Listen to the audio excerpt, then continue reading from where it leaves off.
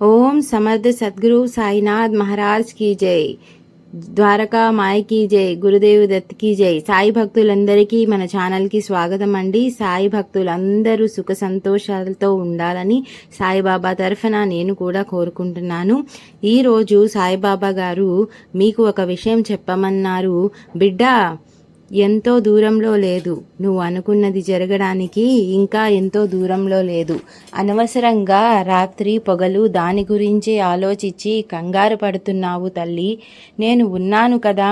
కొన్నిసార్లు నువ్వు నా పటం ముందు నిలబడి, బాబా నేను సంతోషంలో ఉన్నప్పుడు నువ్వు నా పక్కనే ఉంటావు, మరి నా బాధలో ఉన్నప్పుడు ఎందుకు కనిపించవు బాబా అని అడిగావు కదా తల్లి. దానికి సమాధానంగా ఇప్పుడు చెబుతున్నాను చూడు. బాధలో ఉన్నప్పుడు నేను నీలోనే ఉంటాను బిడ్డ. ఆ బాధను నేనే మోస్తాను. నా భక్తుల కష్టాలన్నీ నేనే మోస్తాను. నా భక్తులకు ఆ బాధని కలగనివ్వను తల్లి. నిన్ను నీ అనుకున్న కోరికను తీర్చడానికి నేను నీతోనే ఉంటాను. నువ్వు ఎటువంటి దిగులు పెట్టుకోవద్దు. నీ బాధను తీర్చడానికి నీలోనే ఉన్నాను. కాబట్టి నువ్వు ఇంకా ఆలోచించడం, అతిగా ఆలోచించి నీ నిద్ర పాడు చేసుకోవడం, నీ ఆరోగ్యం పాడు చేసుకోవడం నాకు నచ్చడం లేదు తల్లి. ఇంకొకటి చెప్పనా, నువ్వు రోజు ఉపవాసం ఉండి నన్ను పూజిస్తున్నావు. అది నాకు ఇష్టం లేదని నీకు తెలుసు కదా తల్లి. ఎప్పుడూ ఉపవాసం అనేది ఉండకూడదు. కడుపు నిండా భోంచేసిన తర్వాతే, కడుపు నిండా తిన్న తర్వాతే నన్ను పూజించాలి. నేను చాలా సందర్భాలలో చెప్పాను, కానీ నువ్వు నన్ను ఉపవాసంతో పూజిస్తున్నావు తల్లి. నాకు అది చాలా బాధగా ఉంది. నువ్వు నీ బాధ నుంచి కోలుకోవడానికి ఇంకా ఎన్నో రోజులు లేవు. ఒక వ్యక్తిని నీ కాడికి పంపిస్తున్నాను. ఆ వ్యక్తిలో నేనే ఉన్నానని నమ్ము తల్లి. నీకు కావలసినవన్నీ తీరిపోతాయి. నువ్వు నీ కుటుంబ సభ్యులు చాలా బాగుంటారు.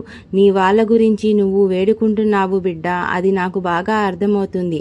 కానీ నీ వాళ్ళు ఎలా ఉన్నారు అనేది నీకు అర్థం కావడం లేదు. కానీ నీ కోరికను తీర్చడం అనేది నా బాధ్యత తల్లి.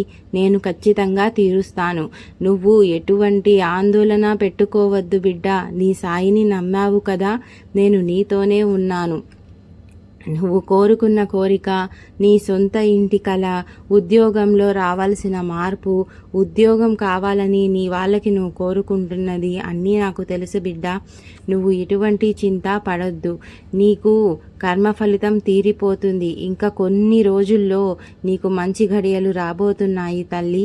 నేను నీతోనే ఉన్నాను. అప్పటి వరకు నిన్ను కొన్ని దుష్టశక్తులు లాక్కోవాలని కూడా చూస్తున్నాయి. అవన్నీ కూడా నేను చూస్తున్నాను బిడ్డ. నువ్వు ఎటువంటి దిగులు చెందవద్దు. నీ నిద్రని, నీ ఆరోగ్యాన్ని పాడు చేసుకొని నన్ను ఇంకా బాధ పెట్టద్దు తల్లి. నువ్వు ఖచ్చితంగా మంచిగా తినాలి, మంచిగా నిద్రపోవాలి బిడ్డ. అది కరువైనప్పుడు మళ్ళీ నిన్ను రక్షించడం నా వల్ల కూడా కాదుమ్మా. నువ్వు ఖచ్చితంగా మంచిలోకి వస్తావు. నీకు కావలసినది నెరవేరుతుంది. ఇది నీ బాబా మాటగా గుర్తించు. నన్ను నమ్మిన వాళ్ళకి నేను నా సమాధి నుంచే సమాధానం చెబుతాను. అది మీ అందరికీ తెలుసు కదా. సమాధి నుంచే చెప్పడం అంటే మీ ఆత్మ సాక్షిలోనే నేను ఉండడం బిడ్డ.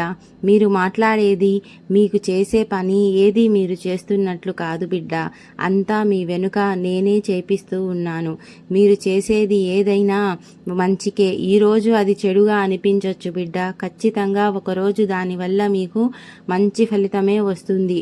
కాబట్టి ఏది జరిగినా మన మంచికే అని అనుకోవాలి. నీ సాయి చేపిస్తున్నారు అని అనుకోవాలి బిడ్డ. అందుకని నువ్వు కోప్పడడం మంచిది కాదు, అలగడం మంచిది కాదు, నువ్వు నిద్ర మానడం మంచిది కాదు బిడ్డ. ఈ లక్షణాలన్నిటినీ నువ్వు పోగొట్టుకోవాలి. నీ సాయిని నమ్మిన వాళ్ళు ఎవ్వరూ ఇలా ఉండరు. ఏదైనా మా సాయే చూసుకుంటారు అని నా పైన వదిలివేయాలి. నా భక్తుల కోరికలు తీర్చడానికే కదా నేను ఇక్కడ ఉన్నాను. మీ భారాలన్నీ నా పైన వేయండి.